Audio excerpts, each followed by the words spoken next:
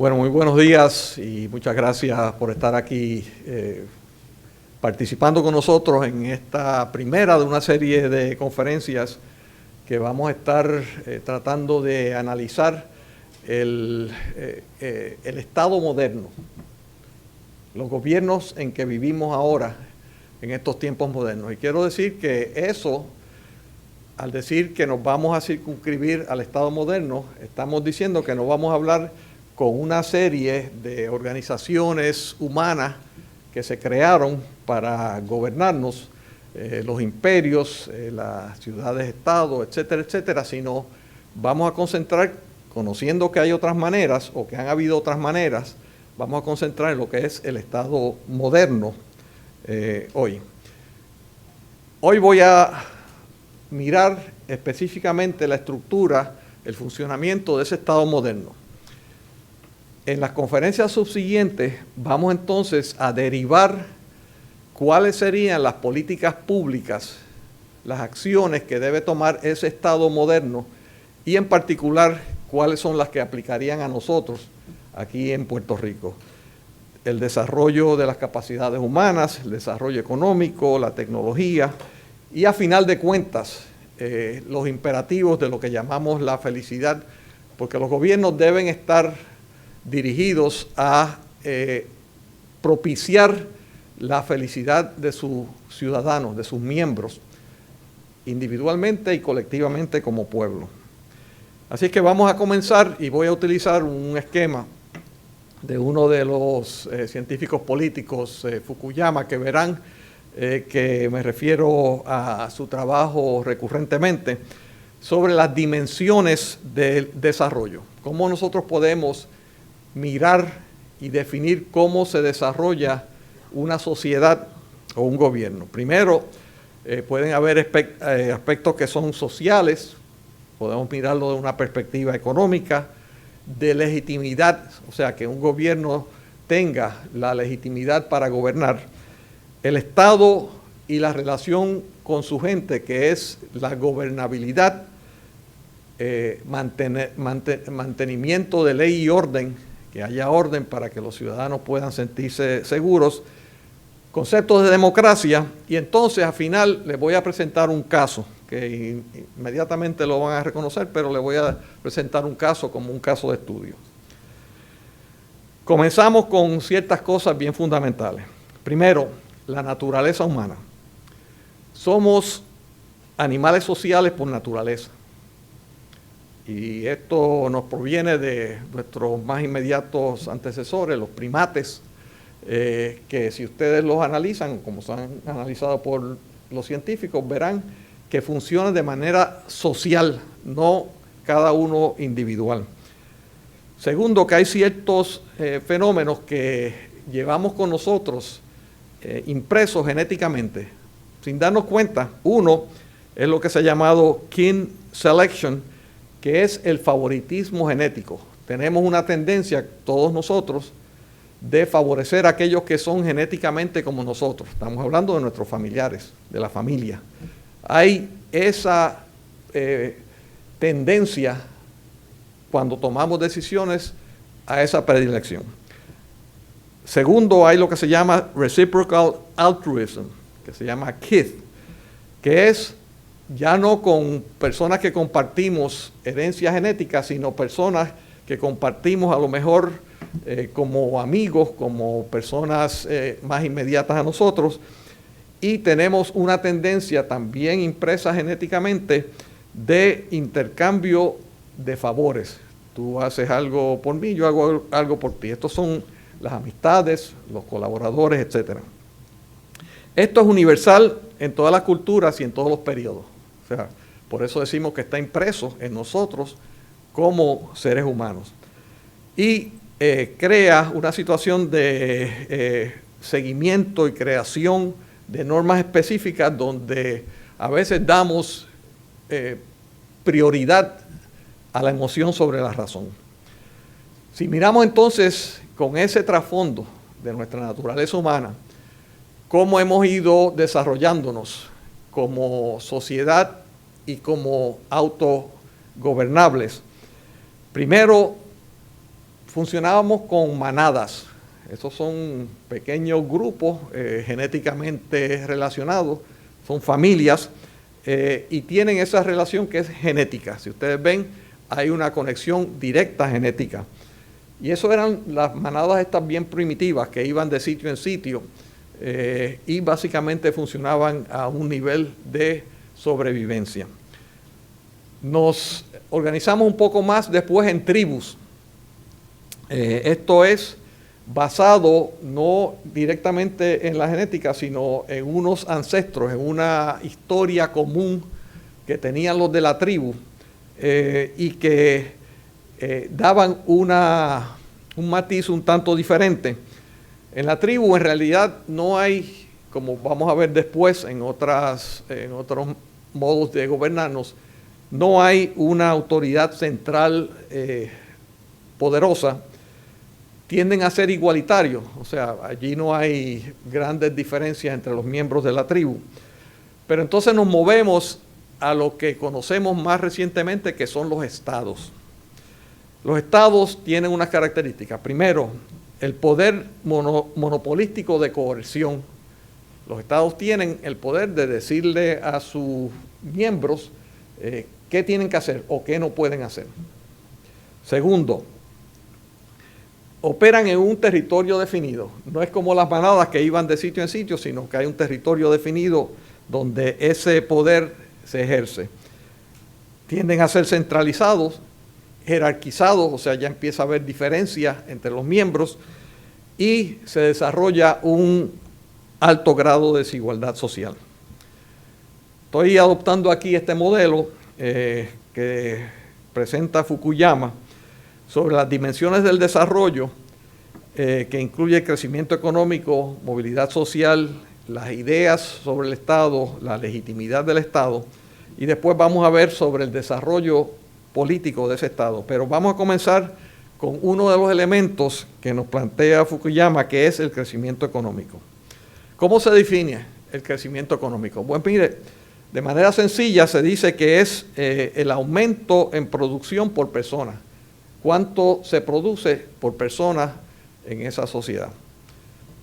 Y uno se podría preguntar, bueno, pero eso es la manera que queremos medir el progreso de las sociedades, simplemente por cuánto producimos. Bueno, mayormente en estos tiempos se utiliza eso como mecanismo para definir el crecimiento o el desarrollo de una sociedad, pero hay otras maneras de hacerlo. Amartya Sen es un economista, premio Nobel, que define el desarrollo como las libertades humanas. ¿Cuántas libertades humanas uno tiene? Porque él dice, bueno, el desarrollo se debe basar en si usted tiene libertades para desarrollar al máximo sus capacidades, para proteger su salud, para educarse al máximo, para tener seguridad. Estas son libertades, una de las cuales sí es una libertad económica, pero no es la única. Las Naciones Unidas establecen un índice de desarrollo humano, que es otra manera de mirar el desarrollo de estas sociedades. Incluye unos parámetros que son de salud, de educación, de desarrollo económico, pero no solamente de desarrollo económico. Hay unos estudios que utilizan el bienestar, cómo se sienten las personas dentro de una sociedad para definir si están progresando o no. Y hay un país, Bután, pequeño país en las Himalayas, budista, que ha definido la felicidad del pueblo como la manera de definir si esa sociedad y ese pueblo se está desarrollando o no. La felicidad. Crecimiento económico, que es lo que se utiliza muy frecuentemente. Quiero con esta gráfica indicarle que si ustedes ven ahí, antes del 1900, básicamente era estable la producción por persona en el mundo a través de muchos siglos. Fue comenzando en el siglo XX que comienza esa curva a elevarse dramáticamente. ¿Qué ocurrió? Pues ocurrió un cambio en tecnología, lo que se llama la revolución industrial. Se empezó el hombre a capacitar para producir más utilizando máquinas, ya no como era antes, que era simplemente a base del esfuerzo individual de cada uno. Y ustedes ven la diferencia. Eso cambió dramáticamente esa productividad, ese crecimiento económico. Esto tiene una relación que vamos a hablar un poquito más adelante, pero quería ponerlo aquí en conciencia de que hay una relación de ese producto bruto, de ese crecimiento económico, con los estados que se llaman democracia. En el 1970, el mundo producía en su totalidad 16 trillones de dólares y habían 40 democracias. En el 2008, eso aumenta a 61 millones de trillones de dólares y hay 120 democracias. O sea que hay una relación entre el estado económico y el tipo de participación ciudadana a través de la democracia. Pues vamos a ver entonces otro de estos elementos que es el Estado en sí. Vamos a mirar esto. Uno puede tipificar los tipos de Estado como patrimonial o el moderno. Patrimonial se considera al Estado como propiedad personal del gobernante. Y la administración en ese Estado es por fiat, por decisión del gobernante. Patrimonial, patrimonio. Segundo es el modelo que vamos a estar mirando más detenidamente, que es la democracia liberal. Esto tiene dos términos. Democracia, que quiere decir que las decisiones se toman por las personas ampliamente. Liberal es que se basan en la libertad de los individuos. Dos cosas, dos elementos. Pero ese es el modelo imperante hoy, mayormente en el mundo moderno. Es impersonal en el sentido que no son las decisiones de un gobernante, sino que se rige esa relación entre los gobernantes y los gobernados por unos vínculos que no son personales y que la administración, por lo menos en teoría, se basa en mérito, en la educación y en los conocimientos técnicos. ¿Cómo se ha ido desarrollando esto? Pues mire, a veces pensamos que la manera que estamos organizados ahora con países y naciones y estados nacionales ha existido siempre. Pues esto es un concepto relativamente nuevo. Digo relativamente porque tiene varios siglos, pero dentro de la historia humana es un concepto nuevo. Antes de eso existían los imperios, existían las pequeñas ciudades de las edades medias, pero el Estado-nación es un concepto nuevo. ¿Y cómo surge esto? Se establecen primero estados centralizados, y ahí me refiero a la obra de Hobbes, que era un científico político de ese siglo XVII, una obra que llamó Leviathan. Leviathan representaba el gobierno, y entonces el énfasis en esa organización era el poder soberano. O sea, el Estado, Leviathan, tenía el poder para efectuar las cosas dentro de los lindes de ese Estado. Siglos XVIII y XIX, los gobiernos entonces se requiere que sean, en inglés la palabra es accountable, que respondan por sus actos.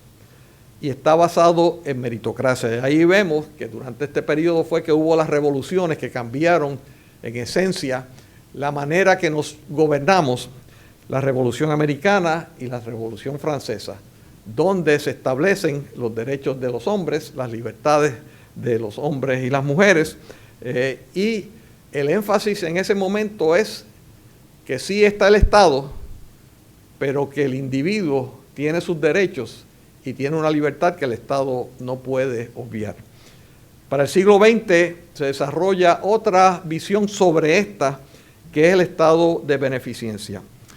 Con un retroceso temporero que ocurre a mitad de siglo, con las teorías de Friedman y con los gobiernos de Thatcher en Inglaterra o en Gran Bretaña y de Reagan en Estados Unidos.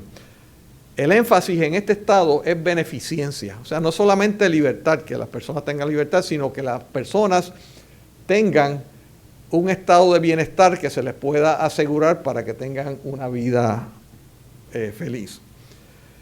Vamos entonces a ver dentro de ese Estado cuáles son los elementos importantes. Gobernanza. Gobernanza es un concepto directivo.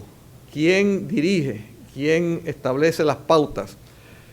Son las instituciones y procesos a través de cual el gobierno, la sociedad civil y el público y el sector privado interactúan para dar forma a la política pública a través de los cuales los ciudadanos articulan sus intereses, median sus diferencias y ejercen sus derechos. O sea, gobernanza requiere establecer política pública, que es lo que vamos a estar entrando luego, cuáles son las políticas públicas apropiadas, y entonces son los que establecen lo que en esencia podemos definir que es la gobernanza o la gobernabilidad, que es la relación entre los gobernados y los gobernantes.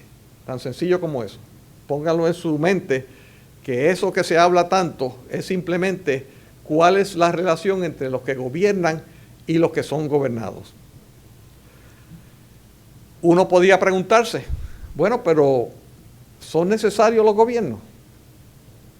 Y debo decir que algunas personas han contestado eso diciendo que no, que los gobiernos no son necesarios, que son el problema. Bueno, pero vamos a ver ciertos elementos. Primero, existen sectores que son públicos, o sea que aunque hay libertad individual, hay espacios que son públicos. Por ejemplo, estos son aquellos espacios donde el beneficio a uno no elimina la utilización por otro. Pongan en su mente un parque o una playa. Espacio público, usted puede ir, disfrutar. Si usted lo disfruta, no quita que los otros lo disfruten también. Eso es un espacio público. No se puede apropiar privadamente. Ejemplos, la defensa nacional. Se hace una defensa nacional que es tan buena para uno como para otro. Uno la está disfrutando, pero la disfruta también el otro. La seguridad, la salud pública. Si se inmunizan a los ciudadanos, ese beneficio no es solamente para el inmunizado, sino también tiene beneficios para los demás. Externalidades. Eso quiere decir que en una sociedad hay unas acciones que van en detrimento del ambiente. Piensen ustedes en alguna fábrica que emite gases tóxicos a la atmósfera. Pues eso no se considera por los gastos de la industria, sino que simplemente esos gastos, esos costos los asumen todos. Esas son externalidades. Y otro ámbito es el de la reglamentación social. Si se debe controlar grupos élites, que son los que buscan y mantienen el control sobre muchos de los demás, y si debe haber una redistribución de los beneficios para asegurar que no haya diferencias abismales entre uno y otro.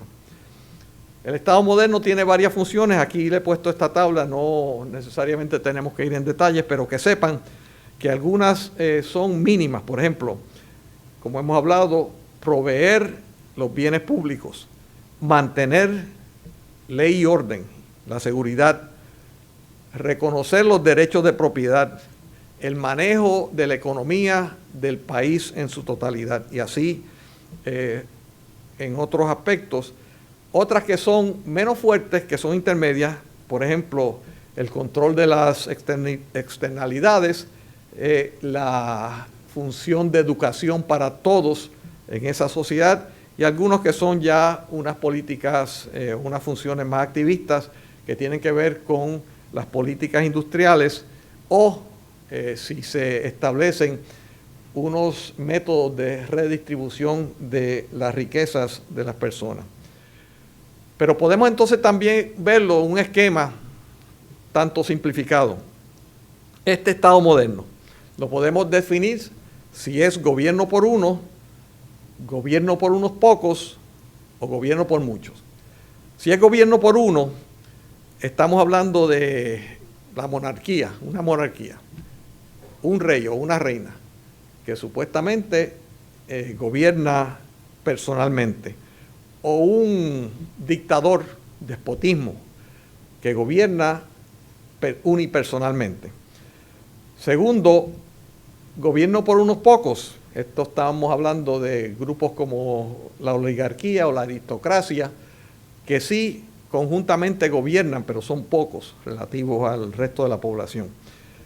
Estos dos son ejemplos de autoritarismo. Por un lado personal, gobierno por uno, o gobierno por el grupo. Hay una definición más limitada del totalitarismo, donde no es solamente quién gobierna o quién controla el gobierno, sino que entra en todas las facetas de la sociedad. Desaparece la separación del Estado y la sociedad y se convierte en un control de no solamente todo aspecto político, sino control de la vida privada. Ejemplo de esto era la Unión Soviética, que tenía ese tipo de totalitarismo, y el imperio nazi de corta duración, pero que también entró en ese tipo de dinámica. Por contrario, el gobierno de muchos es lo que conocemos como las democracias.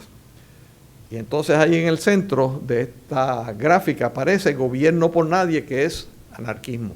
Así que estas son las posibilidades que usted tiene de cómo se manejan las cosas en un Estado moderno. Elementos de buena gobernanza: participación democrática, transparencia, ustedes han oído mucho de eso, orientación de consenso, que se puedan buscar direcciones que sean consensuadas, equidad, que haya justicia, ley y orden, efectividad de acciones ante los problemas, o sea que surgen problemas en toda sociedad, pero que el gobierno sea efectivo en la resolución de estos problemas, rendimiento de cuentas y a largo plazo una visión, una estrategia de hacia dónde vamos. La buena gobernanza entonces lo podemos definir, y hablábamos anteriormente de la sabiduría que recibimos de los orientales, en este caso de Confucio, mucho antes de la era cristiana, que hablaba de esto. Dice: el buen gobierno se alcanza cuando se hace felices a los que están cerca y se atrae a los que están lejos. Miren qué pensamiento. Vean ustedes hoy en las noticias, ayer, todos estos emigrantes que están pasando por una experiencia insufrible. ¿Por qué?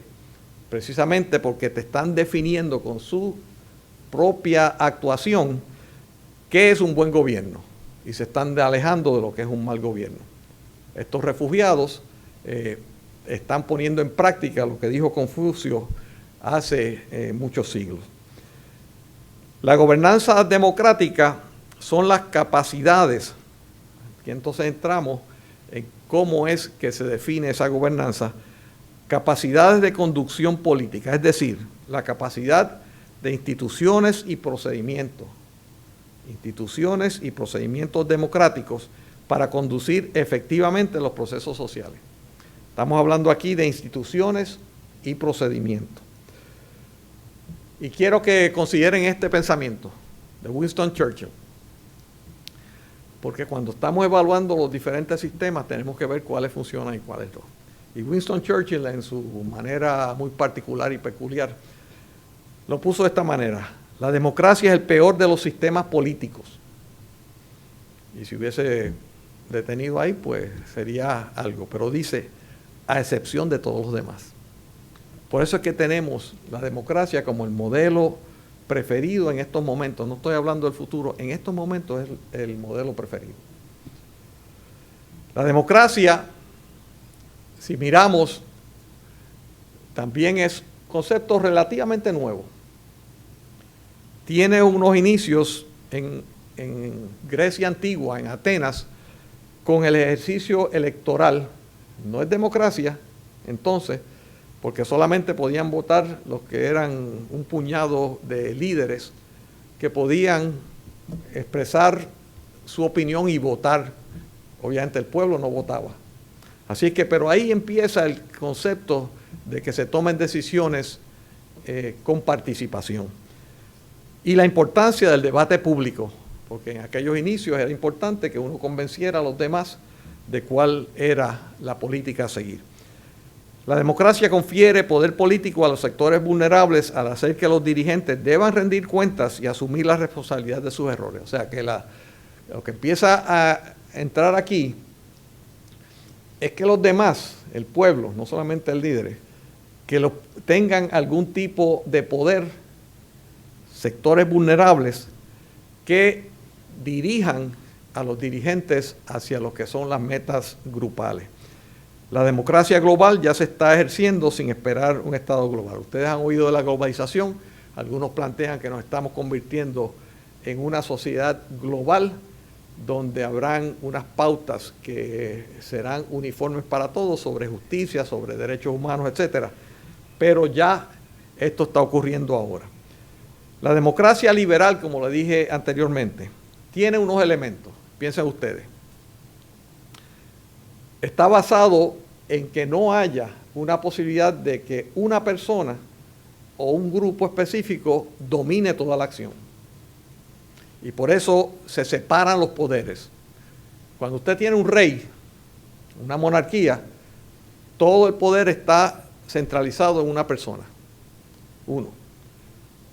La democracia liberal lo que dice, no, vamos a separar los poderes. Y por eso se organizan estas democracias con un ejecutivo, con un legislativo, con una rama judicial. También se divide el poder entre niveles, un nivel nacional, un nivel local, algunos un nivel federal, pero que se divide. Y ustedes ven entonces que lo que se llama poder está cuadriculado, está separado y presumiblemente nadie puede controlarlo todo. Entra el concepto de checks and balances, que es pesos y contrapesos, donde estos poderes tienen que colaborar y limitarse cada uno. Por ejemplo, ustedes saben que en el proceso de nombrar los miembros del Ejecutivo, los secretarios, el Ejecutivo tiene el poder de nombrarlos, pero el Senado tiene que confirmarlo. El Ejecutivo y el Legislativo se combinan para establecer leyes, pero hay una rama judicial que dice si es consistente o no con lo que se ha establecido por el pueblo, que es su Constitución. O sea que vean aquí cómo estos diferentes poderes, que es lo que vemos todos los días en la dinámica aquí en Puerto Rico y a través del mundo, donde estos poderes tienen que irse acomodando y tienen que a veces colaborar y a veces detener a los demás. Y eso se constituye entonces en un Estado unitario o en una modificación de esto que es el federalismo, donde las unidades que teóricamente tienen la soberanía basada en el pueblo, rinden algunas de esas soberanías a un ente federal, central, reteniendo otras. Y ese ejemplo es el que se ve desarrollado en los Estados Unidos y que se ve desarrollándose dentro de la Unión Europea. La gobernabilidad entonces la podemos definir como el estado o grado de equilibrio dinámico entre las demandas sociales y la capacidad de respuesta gubernamental. O sea que aquí hay dos elementos. ¿Cuáles son las demandas sociales?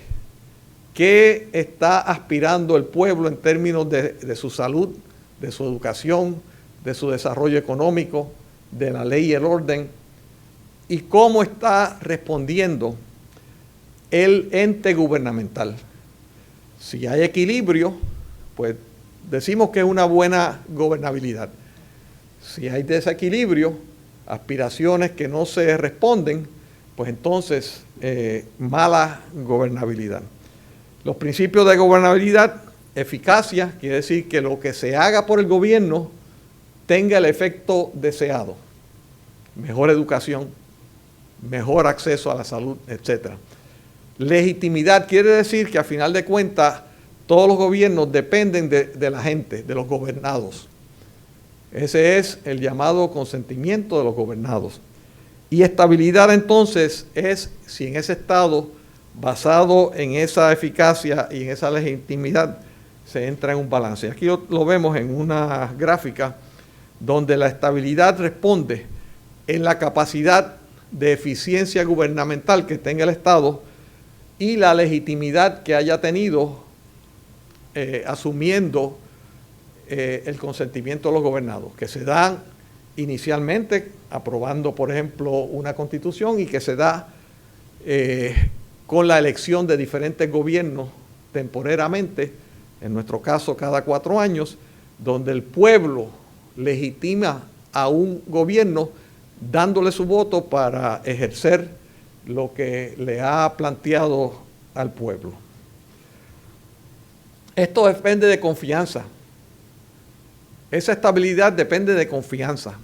Y en otros momentos, en otras conferencias, hemos hecho unas encuestas aquí, unos sondeos de cuánta confianza tienen ustedes en las instituciones de gobierno. Esto es para demostrar cómo estamos entrando en tiempos donde la confianza en las instituciones de gobierno ha ido perdiéndose, ha ido disminuyendo. En el 1960, 70% de las personas en Estados Unidos pensaban que sí tenían confianza en su gobierno. Eso se redujo a 36% en el 90, en el 2010 iba por 17%. Eso demuestra que hay un problema de gobernabilidad, porque hay un problema de la confianza del pueblo en los gobiernos, en las instituciones del gobierno. Ahí puse con asterisco el Congreso, porque si en general el gobierno es 17, el Congreso está peor, el 10% de la población tiene confianza en la institución del gobierno. Esto nos lleva a definir estados de gobernabilidad. Ideal, que quiere decir que no hay conflicto, que está en total equilibrio. Esto a lo mejor un poco utópico, no se logra porque siempre en nuestras sociedades, por lo menos ahora, hay cierto grado de conflicto. Ahora, la gobernabilidad normal dice que este es un equilibrio dinámico. Las diferencias que ocurren pues se integran a la manera que se van tomando las decisiones por los gobiernos y se mantiene un equilibrio y las cosas funcionan bien a pesar de que hay conflictos. Gobernabilidad en déficit es cuando empezamos a ver desequilibrio y se amenaza la relación del gobierno en diferentes esferas, diferentes grupos se sienten marginados, algunos señales de diferencias grandes económicas entre los miembros de la sociedad. Gobernabilidad en crisis son desequilibrios intolerables, donde ya el desequilibrio es tal que no puede funcionar bien el gobierno. Ingobernabilidad es en esencia cuando se disuelve la relación del gobierno con los gobernados. No hay gobierno, no existe gobierno, ingobernabilidad. Hay unos elementos que podemos mirar para ver si ocurren o si existen estos niveles de equilibrio.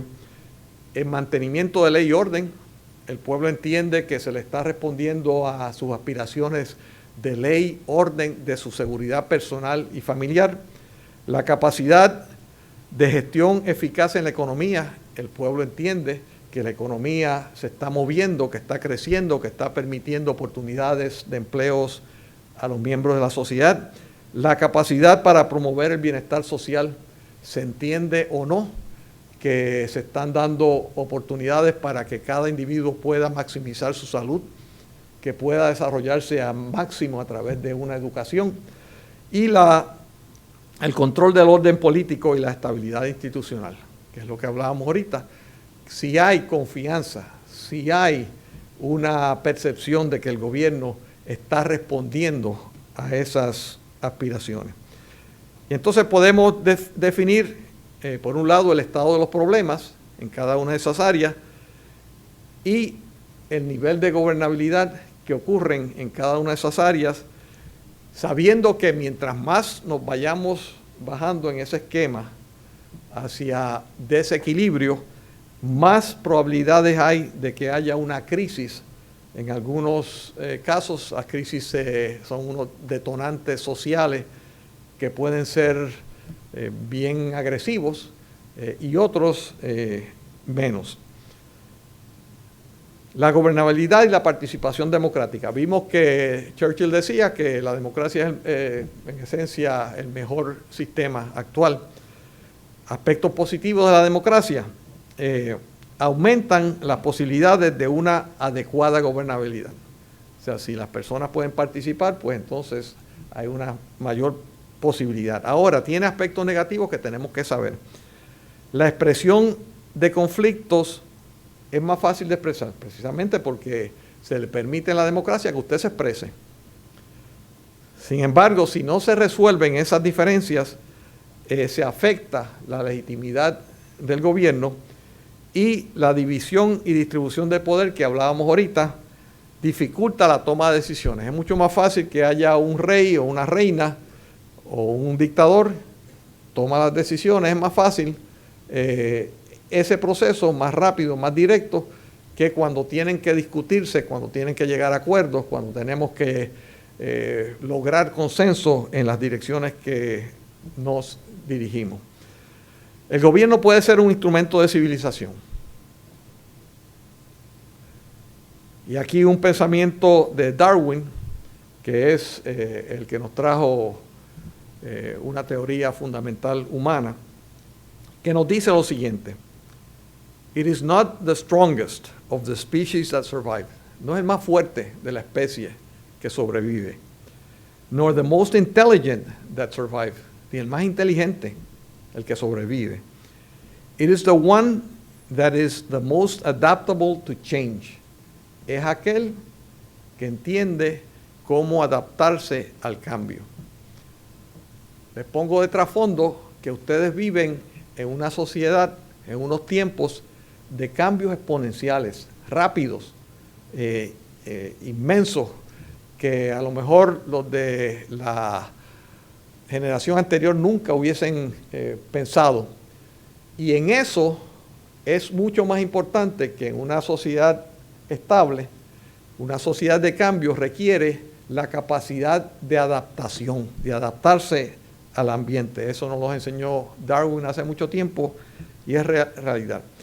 Factores que propician entonces cambios en nuestros gobiernos, en nuestras sociedades. Uno, que haya fracasado, que haya el estado de ingobernabilidad. Dos, que haya competencia, que aparezcan nuevos modelos de gobernarnos mejor que el que tenemos. Y tercero, la oportunidad para hacer gobierno mejor. Y aquí entran los conceptos de tecnología. Ustedes se preguntarán, algo que debe ser una aspiración humana de todos, ¿por qué no la educación como un derecho de obtención gratuita a través de toda la vida para todos los seres humanos? ¿Por qué no? Bueno, pues una consideración sobre eso en particular es que eso cuesta. Pero la tecnología nos está permitiendo ahora que los costos marginales de eso en la educación o en la salud sean mínimos. Y va a llegar un momento donde sí la tecnología nos permita que se dé ese derecho a educación gratuita por toda la vida de todo ser humano en un momento dado. Sé que algunos me miran como pensando, ¿y este loco que está diciendo? Bueno, en su generación va a ocurrir. En su generación va a ocurrir. Ayer vi un programa donde se está desarrollando la capacidad del ser humano de, a través de la tecnología de fusión de átomos de hidrógeno, que es lo que ocurre en el Sol, en las estrellas, que se genera energía cuando dos átomos de hidrógeno se fusionan y ya construyéndose, posiblemente dentro de una década esté ocurriendo, se puede producir energía basado en el hidrógeno que hay en los océanos para todo el mundo, en todo momento, por miles de años, sin contaminación. La energía que tanto estamos discutiendo ahora va a ser un problema del pasado, porque va a haber energía básicamente gratuita para todo el mundo. Y yo sé que me miran como si esto fuera algo inconcebible, pero mire, ese reactor de fusión ya se está construyendo, ya, ahora, en Francia, se está construyendo ahora. Así es que las nuevas tecnologías te permiten cambiar la manera de tu funcionar en la respuesta a las aspiraciones de los pueblos. Cambios obligados. El principal reto político de la próxima generación, ustedes, será arreglar el gobierno.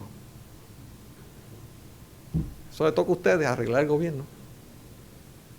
No lo estoy diciendo yo, lo estoy comunicando. El principal reto político de la próxima generación será arreglar el gobierno. Los países que puedan establecer un buen gobierno tendrán la oportunidad de proveer a sus ciudadanos un nivel de vida decente. Los países que no lo logren están condenados a declinar y a hacerse disfuncionales. De nuevo, capacidad de adaptarnos. Y se lo estoy planteando a ustedes, la generación joven de ahora, porque esto es lo que ustedes van a estar enfrentando. Una sociedad de cambios rápidos, una sociedad, sin embargo, de unas oportunidades increíbles que nadie en la historia humana ha tenido anteriormente. En el desarrollo político, otro aspecto, ley y orden. Mantenimiento de ley y orden en esas funciones del Estado moderno. Sistemas y tribunales, ley, y de la policía, orden, que aplican a todos por igual, sin favoritismo, todos por igual, ley y orden. Y eso es lo que da confianza a la ciudadanía en su gobierno, si es igual para todos. Cuando hay favoritismo se corrompen las instituciones y ocurre pérdida de fe y confianza. Cuando se pierde el respeto por estas instituciones de ley y orden, se degrada su civilización. Los sistemas no deben ser injustos o erráticos, deben ser consistentes y deben ser justos en igualdad de condiciones para todos. Y la protección del individuo del crimen es uno de las funciones del Estado, ya sea del crimen violento o inclusive del crimen económico. Newt Gingrich, que aspiró a la presidencia y de hecho fue presidente de la Cámara de Representantes Federal, dice: el quebrantamiento en el gobierno más preocupante de nuestra generación es el quebrantamiento de la ley y orden. La ley y el orden son esenciales para la libertad porque eso es lo que nos separa de un gobierno caprichoso que recompensa a sus amigos y hiere a sus enemigos.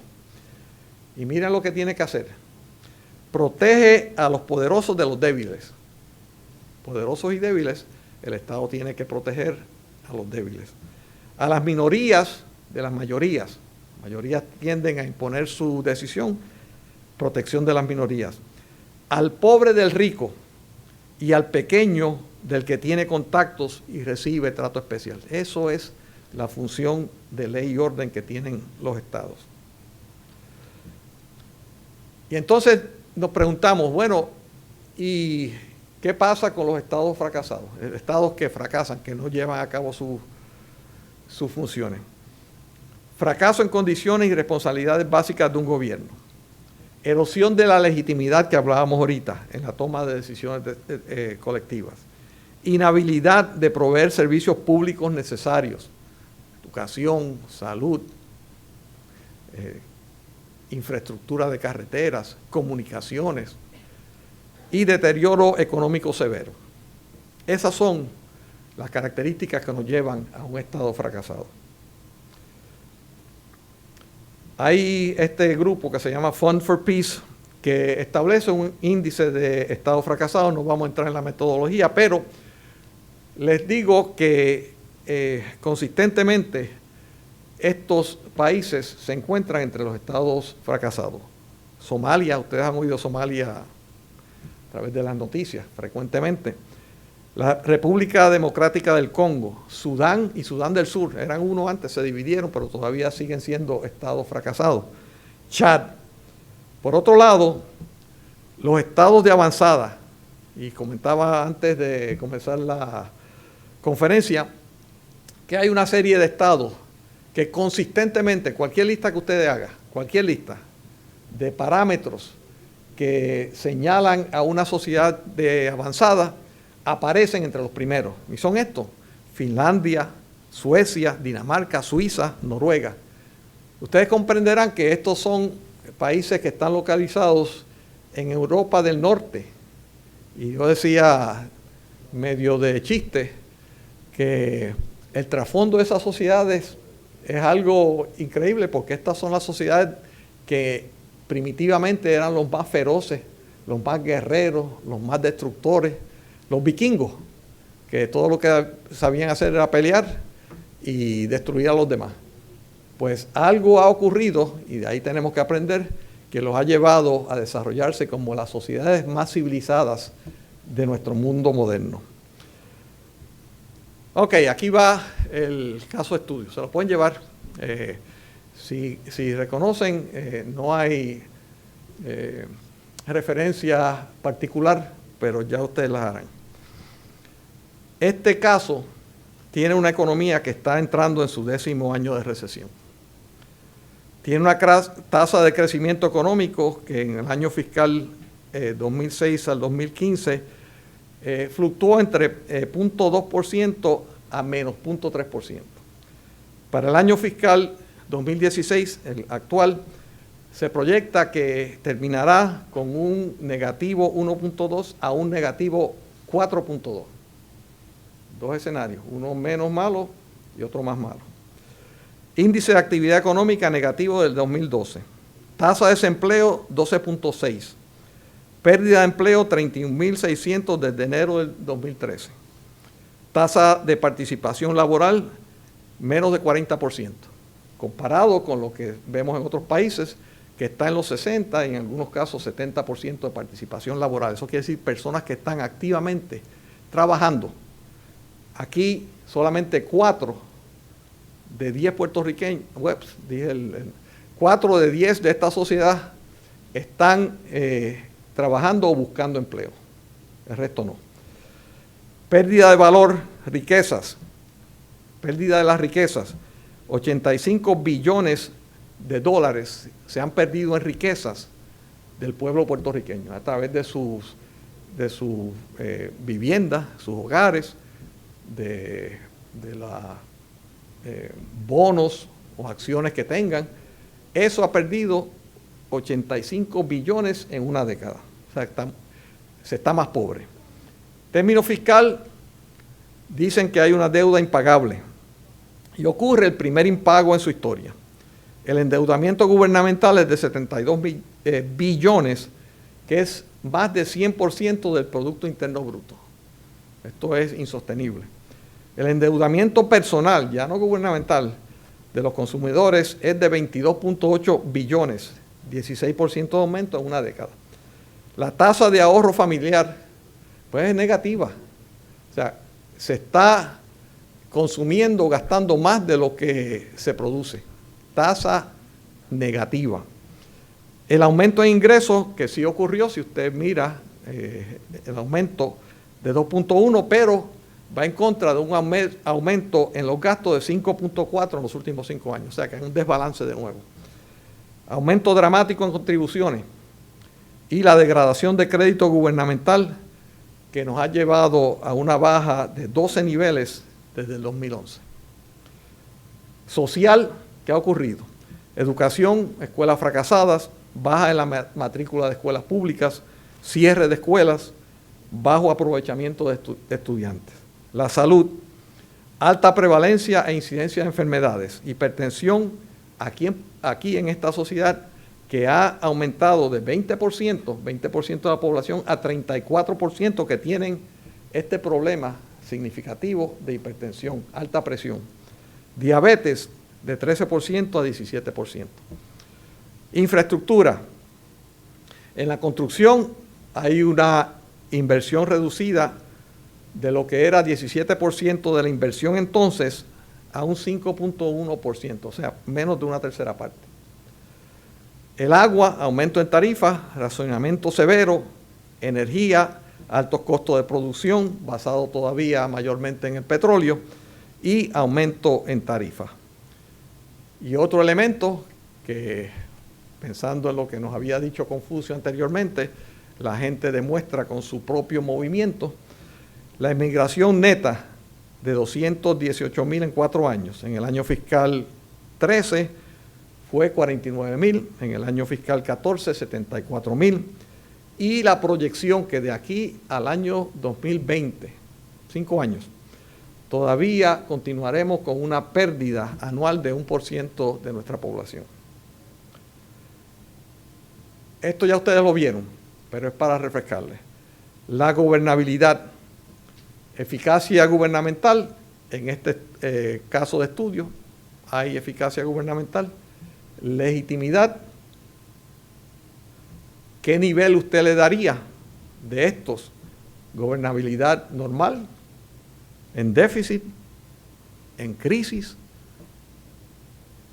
Y recordarle que en este caso de estudios hemos visto como en cada uno de estos elementos fundamentales hay un desbalance o un desequilibrio entre las aspiraciones o las metas del pueblo y lo que puede proveer su gobierno. Pongo esta última laminilla, no quiero que salgan de aquí deprimidos. Al contrario, lo que estoy tratando de plantearles es que hay una problemática, pero que ustedes tienen los instrumentos que nunca antes había tenido generación alguna en toda la historia del ser humano. Nunca antes tienen los instrumentos. Pero a corto plazo hay una tormenta ya avisada. Se agotan en los próximos 2 años, en los próximos 3 años, los fondos del sistema de retiro, si no se hace algo. El agotamiento del fondo de ACA, que es la Ley Federal de Salud, que fue planteada por el presidente Obama, que va a resultar en un deterioro en los servicios de salud.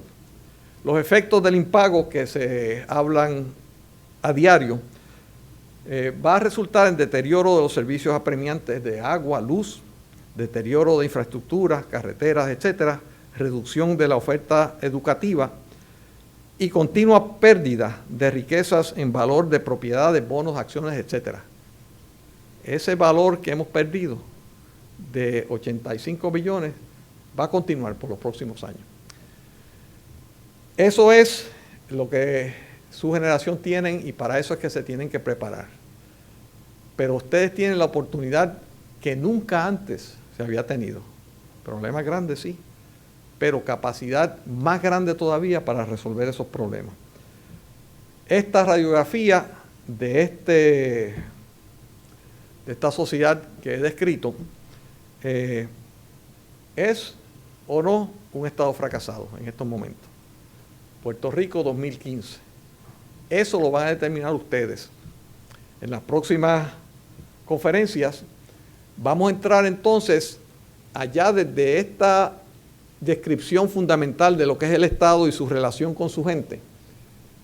Definir cuáles son las políticas públicas, las acciones que podemos tomar para dar cambio, para adaptarnos, como dijo Darwin, exitosamente a los nuevos ambientes.